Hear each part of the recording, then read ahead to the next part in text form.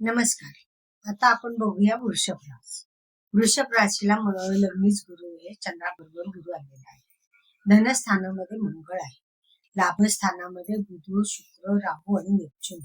म्हणजे ह्या वृषभ राशीच्या लोकांना हा महिना अतिशय चांगला जाणार आहे. कारण चंद्रगुरु योग तर होणारच आहे, म्हणजे होत आहे.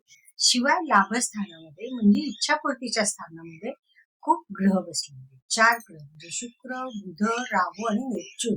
म्हणजे तुमच्या इच्छा पूर्ण करायला हे 4ही ग्रह तत्पर आहेत. म्हणजे तुम्ही कुठल्याही गोष्टी करून पाहिजे, बाबा मला हे पाहिजे, त्या दिशेने जर तुम्ही प्रयत्न केले तर तुम्हाला ती अचिव्हमेंट मिळू शकते. आता कुठल्या कुठल्या गोष्टी तुम्ही तुमच्या व्यक्तिमत्वाचा प्रभाव वाढण्यासाठी वेगळी काही शिक्षण घ्यायची जर तुम्हाला आवड असेल तर तुम्ही ह्या काळात घेतलं तर तुमचं व्यक्तिमत्व विकास होईल. आर्थिक लाभासाठी काही वेगवेगळे प्रयत्न केले तर सगळ्या वेगळ्या प्रयत्नांना तुम्हाला यश येणार. म्हणजे कुठल्या गोष्टीमध्ये यश येणार नाही असं काहीच नाही. बिझनेस मध्ये तुम्हाला काही वेगळे प्रयोग करायचे असतील तर बिझनेस मधनही पैसे तुम्हाला चांगले मिळणार आहे. शिवाय नोकरी व्यवसायात तो उत्तम कालावधी आहे.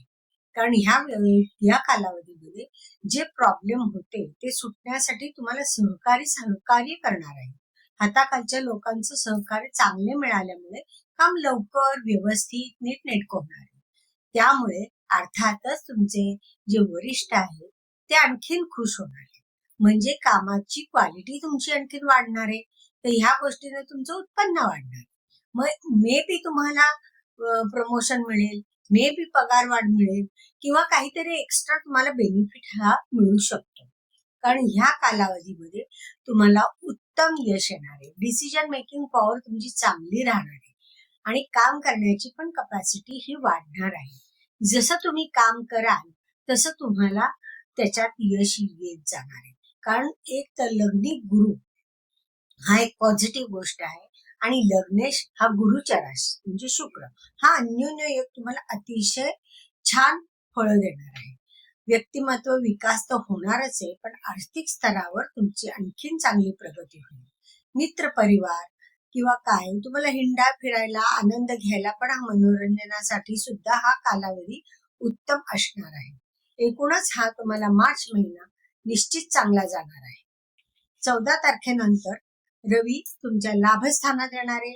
म्हणजे तिथेही तुम्हाला फायदाच आहे, नुकसान काही होणार नाही. कारण शनीपासून रवी वेगळा होणार आहे आणि त्यामुळे जी अडलेली कामं आहेत ती पटापट होऊन जातील. हा महिना सरकारी कामांसाठी सुद्धा अतिशय चांगला आहे.